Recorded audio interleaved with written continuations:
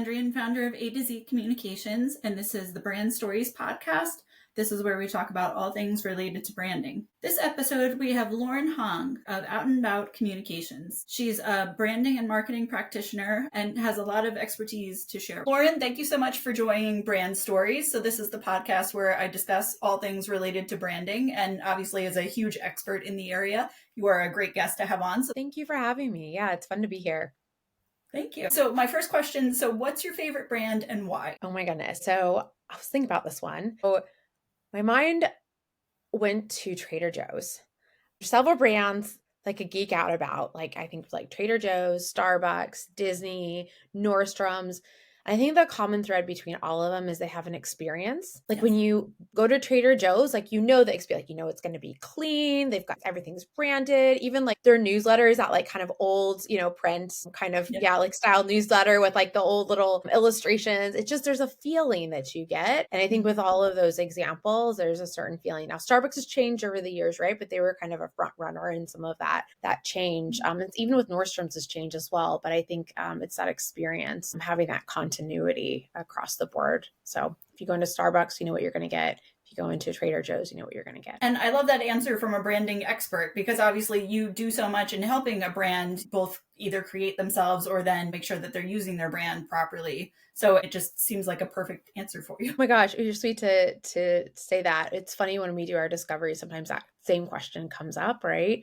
Yeah. And we'll always encourage folks to be like, okay, it doesn't have to be within the financial services industry or like a competitor. Like, let's talk through what that looks like. And it adds so much color, and it's fun to hear the brands that people share. Exactly. And you're right, because there are certainly things that we can learn from other industries and try to bring into ours, or like you said, the experience portion of things. I mean, I feel like that's sort of one area of financial services that we haven't really gotten right just yet, is that experience. So first of all, I should back up and have you introduce yourself more formally and discuss what your firm does. Yeah, my name's Lauren Hong. I founded Out and About Communications. So we've been in business, it's crazy to say, but it's a dozen years. So yay, I know. It's like, wow, where did time go? But we exclusively work in the financial services space. So you think of like payroll, banking, business lending, wealth management, fintech, all of that. But the core of who we serve is the advisory space. So actively, it makes up about 85% of our active client base. Along the way, though, we looked under the hood of quite a few different companies. And our team is about 25 folks, and we're spread across the country. And we're made up of more directors, strategists, managers, and then more implementation specialists. So you can think SEO and video, design, development, all of that. It's great to have all of those pieces under one shop. Yeah, it's a lot of pieces. So I always like to say kind of aces in your places.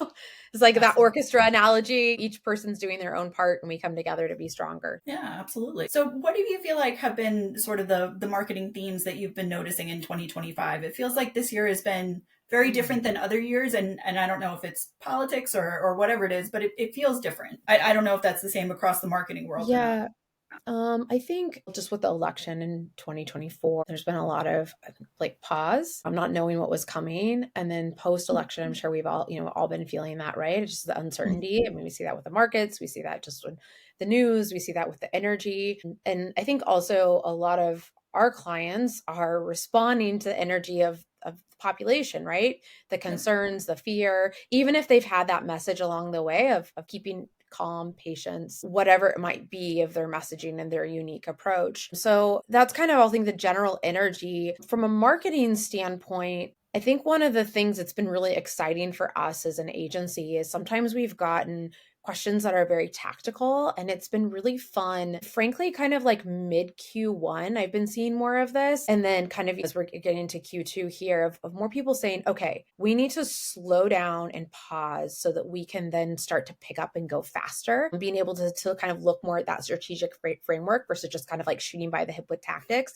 And so that's been really fun conversations for us to authentically have. And usually those conversations kind of happen in Q4, but I think just given the market conditions where everyone's at, I think they're kind of starting to bubble up at a little bit different pattern than they typically do, just hypothetically, probably because of what's happening. So it's been fun to have those conversations and really encourage that pause before we just dive into action. And I'm glad that people are having those conversations, like you said, because it seems like the knee-jerk reaction whenever something happens or there's uncertainty or whatnot is just like full steam ahead, like try even harder because you have to make something happen.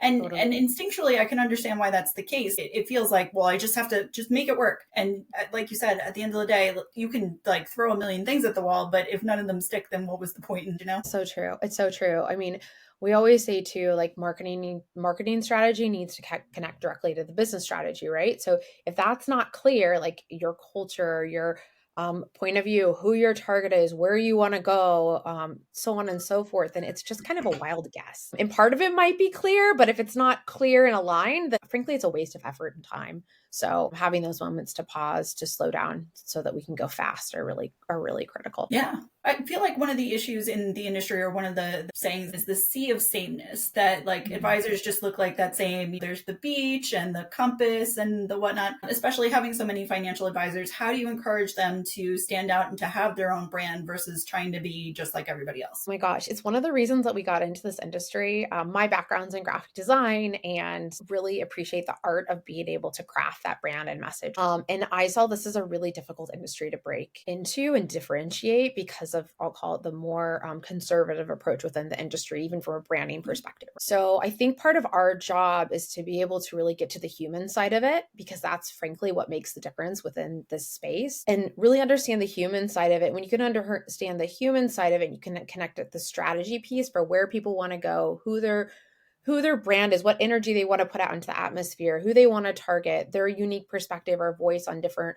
it could be investment philosophies or approaches to work with a specific target or what have you. That's kind of the fun part. That's where we get to add in the personality, like the human side, how someone talks, they look, they feel, and creating that continuity, because that's the continuity as the brand grows, that's the company grows, the brand's an asset. So there's a balance though, right? Like you don't want to be totally wild. You want to fit within it.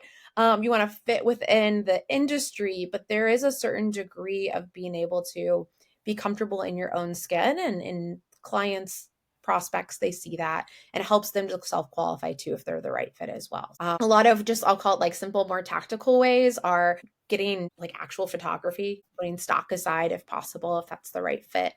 Trying to humanize the brand more with storytelling, not just around credentials, but showing photos of family photos, talking about maybe fun things you're involved with, showing more of the company culture, these kinds of things. Adding in, like you can have your grays, blues, blacks, but adding in pops of color and personality, helping to show those kind of social proof through awards or media mentions or what have you. These are just subtle ways that you can help to be able to differentiate your firm and, again, not kind of look like cookie cutter. Yeah.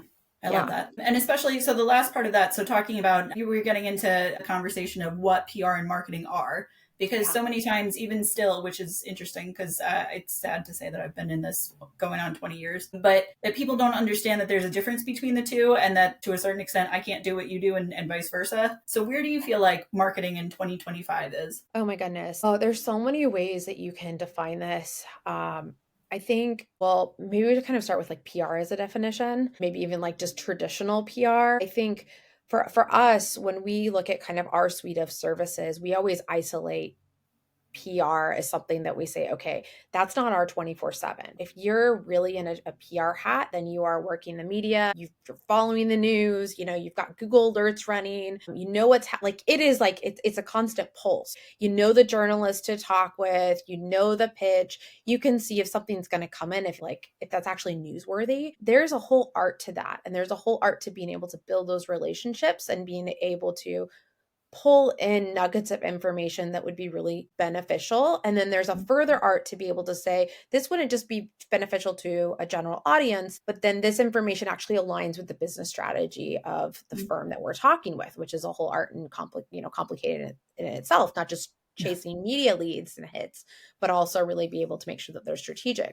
We always isolate that as a separate deliverable. It's not something that we've got, TVs on all the time. For us, what we're doing, and when we really think about marketing, we're focused much more on an organic approach. We're looking at the brand. We're really shaping and building that out as an asset, both the visual brand, the voice and tone, the website as an asset, and then all the other collateral pieces that help to further educate prospects. So you can think about video, blog content, social media content, Leveraging collateral to be able to stay top of mind as sales tools, middle of the market funnel tactics like webinars, so on and so forth. PR is absolutely critical as a component of that. When I think about media mentions or awards or what have you, it is that social proof, but it's not something that we're tuned into 24/7. But the definition of PR is very much kind of like locked in with, like, it's just all kind of got mixed in, I think, for a number of reasons. I think I was trying to write something up about this, and I feel like I likened it to like sisters, like you're working together, and especially when you do have like the marketing and PR and they're synergized like that, so that you're right, you're not just getting a media placement and look, we got this win. Yes, you got this win, but what does this win ultimately do for the brand? Oh, well, I mean, it got us in whatever it is. I mean, that's great, but also if it didn't reflect any of our branding or it doesn't move the needle, then it's good, but it's not wonderful. So it's nice when those two things can jive together like that. And obviously, you need a little bit of everything. You need to be keeping your brand out there. And so even if it's not necessarily pushing the message forward, if it's still staying top of mind, it's important. But it is this like delicate dance that we do together. And it's nice when you get really cool people to work with like yourself, to be able to partner with on stuff like that. Yeah, it goes two ways. And one of the things I think is challenging is like you can have this whole list of all these media mentions,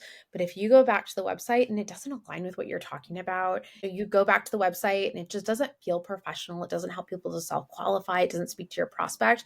It's creating that funnel and it's creating that experience. Going back to this idea, what's your favorite brand? How do you create that experience? How do you build that mind share within a prospect? It's a piece that's helping to connect the dots. So they very much do work together to be able to really strengthen the brand as a whole. Well, thank you for tackling that, because I hopefully now everybody knows the difference and understands. It's interesting how it seems like awards sometimes like can fall in either category, and there are definitely ways that like we work together and maybe like step on each other's toes sometimes, but in a very nice, polite, we step on each other's toes and then we apologize and hug afterwards. I know, it's so true. Yeah, and awards are tricky, depending on the kind of award, because some of them are it's a numbers game. And then others, you've got your compliance team that's kind of, raising make sure all the disclosures are there. So it just depends what we're trying to tackle and the why. Yeah. So are there any brands in particular that you've helped to craft, or, people who have come to you that you're just like, gosh, like all that pink and, flower and, maybe this is like a little too much and, let's try to bring you back in. Oh my gosh. I usually goes the opposite way, where it's kind of like you mentioned earlier with a nautical kind of walks on the beach kind of vibe. And so a lot of the times it's kind of trying to pull it that direction, or it's a situation where the brand hasn't been touched since like 40 years ago. Like it was in the 80s kind of thing. So, in those situations, it's like really deep conversations usually to be able to say like, okay, where are we going? How do we want to really kind of front the next? That would be a situation would be like Succession. If we're redoing a brand, to be able to say, okay, how are we going to set this up so that we're still honoring where we came from, but then really kind of help to be able to pull and shape the brand into the future for the new leadership to come. And then I think like with those situations where you've got the kind of like a fiduciary, fee only, comprehensive, like that kind of like we're different, but we need to really be different. I mean, those are tough conversations because then you're kind of like, you're really getting in the dirt. You're like, okay, let's really pull it apart and let's really talk about what do your clients need and who are you serving and how do we really want to set you apart so that if you're going to grow, that your brand grows with you as an entity. So usually less of pulling it back and much more of let's like push it forward. Given financial advisors, I can see that. Yeah. That makes sense. Yeah.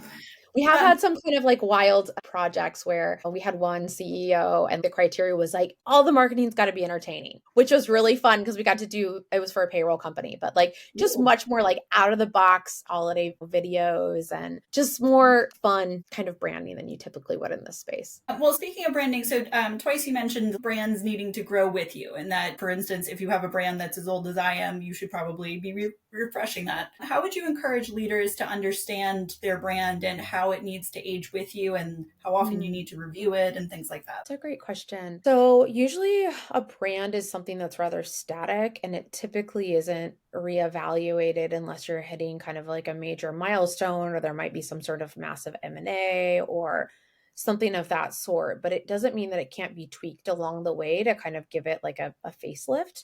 What I typically see is when firms are kind of approaching like the 500 million in assets under management is typically a time when they say, okay, the way that we got to our last climb that last mountain isn't the way we're going to get to the next mountain. So they've usually gotten to that kind of growth through referrals. It's the relationship building component, and that's still going to carry them. It carries firms even if you're 20 plus billion. It's still a key component, but it's typically around the 500 million assets where they go, our brand is really starting to become an asset. We've got multiple advisors underneath our team, and we need to have continuity and consistency across that. And that's not just target market or target market segments. That's how we show up in the world. And that's part of the transition to be able to help get to that kind of billion and then billion plus. And then you start to get to the kind of, I'll call it the 3 to 5 billion in assets under management, where now you're starting to really look at diversifying lead sources and what have you. So there's these kind of AUM trigger points that also trigger sometimes like a brand refresh or turning points, or really kind of looking at the brand as an asset and how it can then better serve either your organizational structure or the training with your team, or just the kind of refresh to help it walk with you as you go to kind of that next growth mile.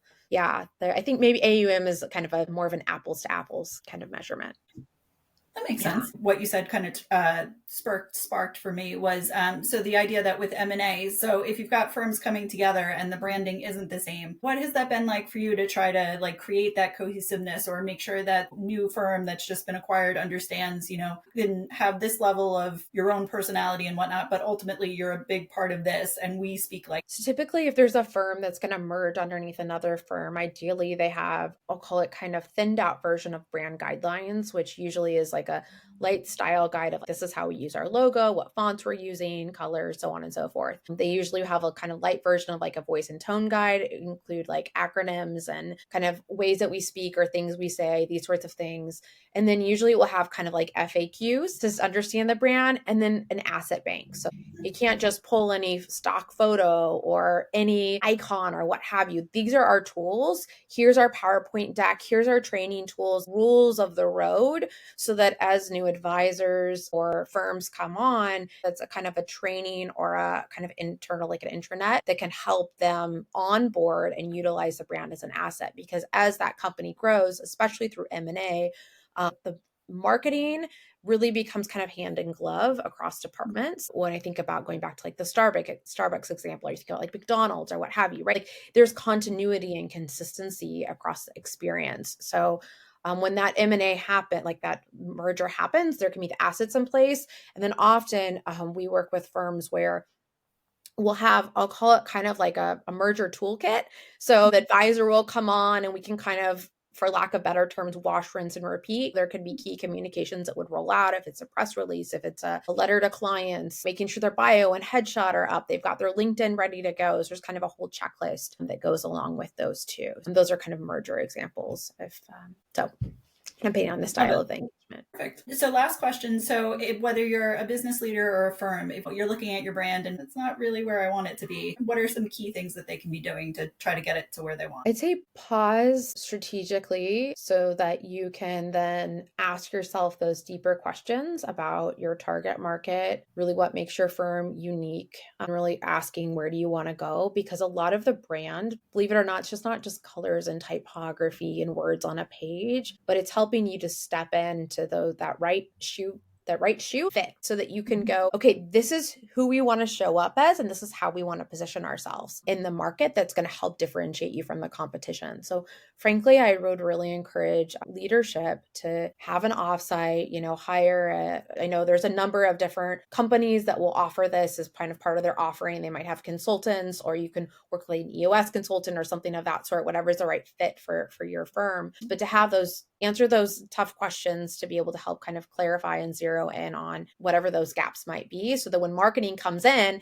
and asks all the questions, there's alignment up front. So I think that's really kind of the first step. And if you've already done all of that, and you're ready to have a conversation with marketing, marketing should be able to sit down with you and really help to kind of shape out kind of where those gaps are so that the deliverable will turn around to be aligned much more with where you want to go. Great. If anybody is interested in working with you, how should they find you? And are there any kinds of firms that you're looking for? So just outandaboutcommunications.com. We usually work with firms that are kind of approaching that 500 million in assets under management or several billion. We've worked with firms that are 20 plus billion in AUM, but they usually have full marketing departments built out. And so we're working in different capacity with those kinds of companies. But if you're at a point where you go, okay, we're growing, there's a lot that's happening here. We really need an A-level team so that we can start to really expand our offering, better serve our clients, be able to start to track new clients. Those are good questions to be able, to start kind of triggering, should I work with someone and what does that look like? And we actually wrote a whole Kids article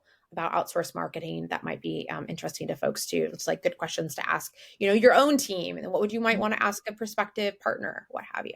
So yeah, happy to share that too. Thank you. Well, actually, if you have another second, so your tracking comment made me think of something. AcquireUp recently had a survey, and they were talking about how among the things, decent percentage, I think it was 13% of advisors don't have any kind of tracking or understanding of where their clients are coming from.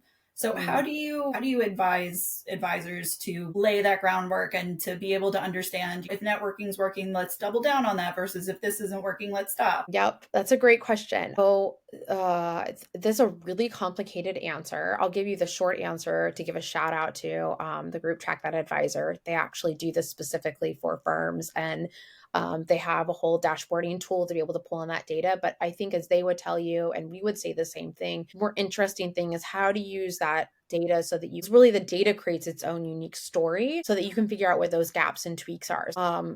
I think sometimes the hard thing is that you've got folks that come in, we just want ROI. We want ROI, but there's sometimes things that have to happen ahead of time. The data will tell you that, but there's so much big brother data out there that it's the hard thing is really being able to pick the right data to help us give us the clues to know where to move. So there's kind of an art and science, we like to always say, behind having data, but then also having kind of that boots on ground experience that firms bring, but then also a firm like ours that looks under the hood and then can help to kind of connect all of those dots. But if it's really just, I'll call it a data tracking question, Track That Advisor is a great group to reach out to too. So we track our own, but they'll give you the full picture of everything in the CRM down to the clicks on the newsletter. I will have to look them up. Thank you.